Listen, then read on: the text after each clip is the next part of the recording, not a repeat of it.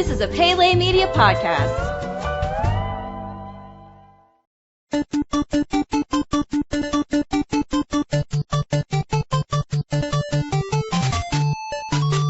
Welcome back to Goonies Minute, everybody. Goonies Minute is the fan podcast where we carefully explore the movie Goonies minute by minute. This is Brady. And this is Chris. And Chris, your mic is working a hell of a lot better today. Is Jeez. it? Yeah, it sounds like it on my earphones. Lower the voice a little bit? No, I'm digging it. Keep it up. Sexy. Yeah, it's glad you got that equipment working. Yeah, exactly. Again. Exactly. It has to be that. Yeah, that's what it's got to be. You want to get into the minute? Let's get into the minute. Cool. Some really interesting stuff going on today. In the previous minute, Brand suspected that he heard something from below. He moved a rock away from an opening in the wall, but was quickly met by a swarm of bats. At 58 minutes, we cut back to the Fratellis interrogating Chunk.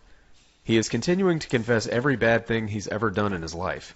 The story, which he considers to be the worst thing he's ever done, involves him dumping a cup of fake vomit onto a crowd of theatergoers. After trying to reproduce the sound he made, Jake tells Ma and Francis that he's beginning to like Chunk.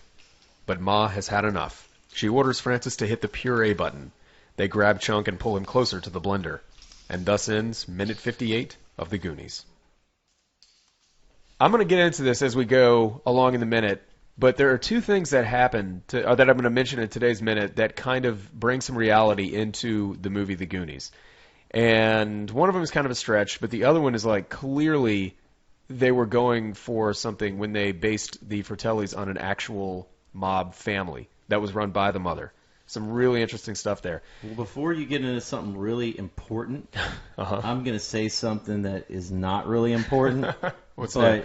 It would really get left out if it was after you talking about things that actually mean something. Okay. Doesn't Steph look like she needs to be wearing glasses all the time?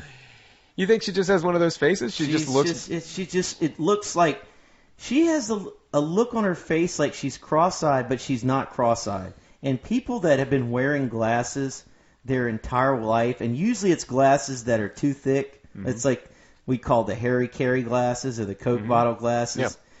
When it's like it's a culture shock for their eyes to see the light without a barrier there. And I don't understand. It's like they're not cross-eyed, but it's almost got that look. Mm-hmm. You know, I could be a little bit crueler, but I'm not. But it's like, put on your glasses. Some people do look better with glasses. Like I know some people who they're always wearing glasses, because they have to. But then when they take them off, it just looks weird. There's something really thrown off. Is it really thrown off because you've always just seen them with glasses on? Maybe that has something to do with it. Maybe. I have no idea. I don't really have a. But it's interesting. But somebody needs to get her glasses back.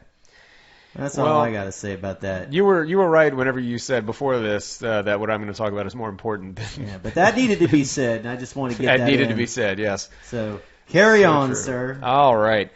So one of the things I do love about this, I just want to make mention of, is Jake smiling at Chunk's story, which is. It just adds to, it's such an interesting character, an interesting performance, and the fact that someone so scary is actually amused by this situation, this horrible thing that's going on is interesting. So, you think that, and he's a true psychopath, do you think Jake thinks that, hey, maybe they won't do this to... or maybe he doesn't want them to do this to him. I can kind of because see he's kind of Jake liking him. Stopping them if they go any further. I mean, Ma can't wait, and Francis probably wouldn't have any trouble in the world doing it. And I can almost see Jake saying, like, "Look, for my own amusement, can we just not do this just yet?" Yeah, Jake. If you cross Jake would make it even more painful than the other two. Here's the thing: Jake is the kind of person. And I've known people like this throughout my life who will kind of scare you and then give you the reprieve, and it sort of commands your respect almost. It's a really strange effect that people have. And he's one of these people who's just so scary and so intimidating, but one smile and they've kind of won you over. And that's sort of what I think he's doing with us, because we're sitting here saying, like, he's not such a bad guy. He might let Chunk off the hook, All right. I think if you put all three of these people and their personalities, if there was one guy that you could behave a certain way and might be able to survive for a while, it would be Jake. Absolutely. Whereas, because he maybe has not made up his mind what he wants to do about anything. About anything, yeah. Whereas Ma and Francis, whatever they've decided to do, good, bad, or in between, and probably bad, they're going to do it no matter what. Yeah.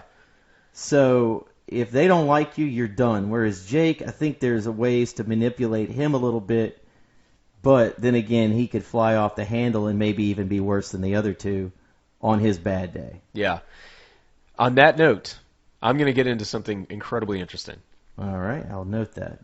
So, okay, interesting story.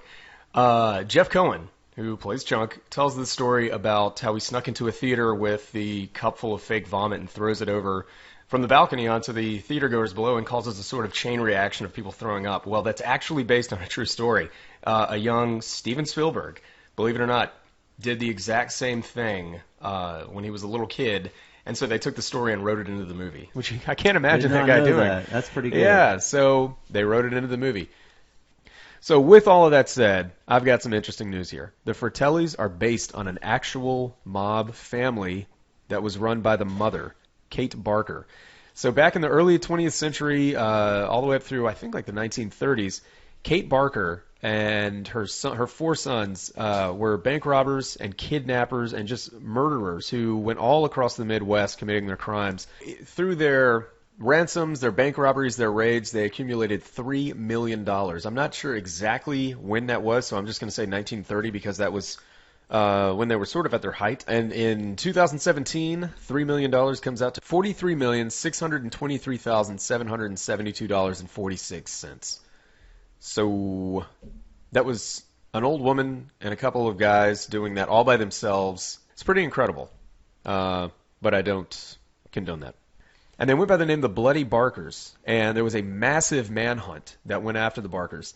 And the police eventually arrested some of the brothers, and one of them actually committed suicide as the police were closing in. And Ma and her son Doc were held up in a house in Lake Weir, Florida. And there was a 45-minute shootout with the police before the police eventually took them down. The house is actually still standing. Her son Fred was arrested, but eventually killed upon trying to escape Alcatraz. And their story has been adapted a couple of times, mostly loosely adapted in movies, I mean, dating all the way back to like the 30s and 40s. And she even inspired the character, Mrs. Beagle in DuckTales. Remember DuckTales? I do remember DuckTales. DuckTales was awesome. And so, yeah, Ma Fratelli is definitely based on Kate Barker and the fact that she had her sons, helping her carry out these crimes. J. Edgar Hoover said that she was the most vicious, dangerous, and resourceful criminal mind of the last decade. So, yeah, I found that incredibly interesting, that the Fratellis are loosely based on this Barker family, the Bloody Barkers as they went by. I hope that's not any relation to Bob Barker. I'm going to say no. I hope not. Man, the Price is Right. What the hell? Drew Carey? This is Bob Barker. Help control the pet population. Have your pets spayed or neutered. Was that a real thing? Yeah, he used to always end his in the broadcast. Yeah. If there's one thing I'm grateful for in this world, it's that they never updated the Price is Right set and music and all that. You know who was a winner? I like the one it was when the fail. Yeah. So you know who was actually a contestant? Aaron Paul from Breaking Bad, who played Jesse. And that is semi-interesting, but not so much. I can't add anything to that puke story better than what you just did. But I can tell you, I'd like to talk about puke a little bit. Okay. And let's do it.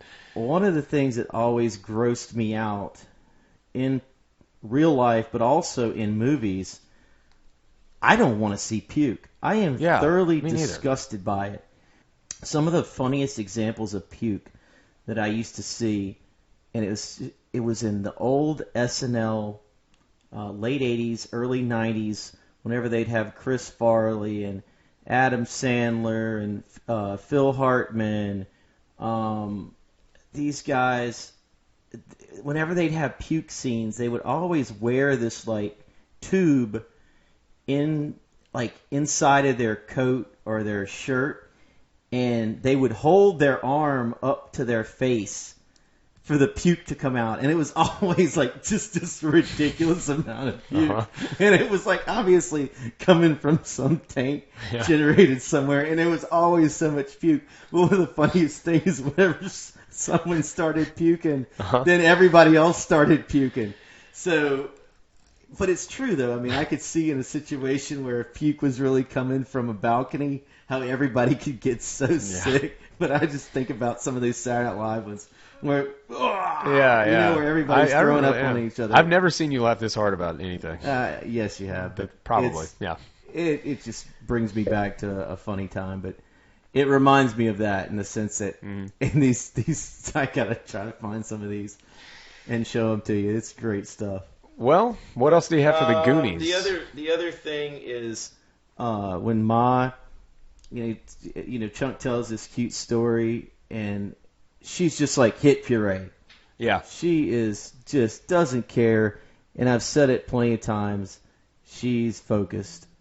Nothing is going to take her off course, and she doesn't care. She wants to know where this guy's friends are. Yeah. And she wants to know now, and she don't care about any other story. She doesn't think it's cute. She's all business. Exactly. You see over the course of his little confession scene that's been broken down that Jake is like laughing with him. Francis looks incredibly bored at one point, and the whole time the most consistent thing through them is Ma looks pissed and done with the stories. It's hit puree time, enough. Yeah, and they start, and right at the end of the minute, you see them start to wrestle Chunk towards that blender. Yeah, definitely. So, but that's pretty much all I have. Yeah, that's all I've got for this minute. So thank you for joining us today, everybody. And until next time, this is Brady. And this is Chris. And we're here to remind you that Goonies never say die.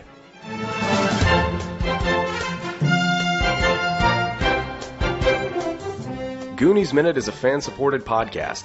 If you like the show, then leave us a review on iTunes. You can find us at GooniesMinute.com, Facebook.com/GooniesMinute, Twitter.com/GooniesMinute, and at Instagram @GooniesMinute. You can contact us at GooniesMinute@gmail.com. You've been listening to a Pele Media podcast. For premium content and exclusive podcasts, visit us at Patreon.com/Pele Media. Check us out on Facebook at Facebook.com/Pele Media, and follow us on Twitter at Twitter.com/Pele Media.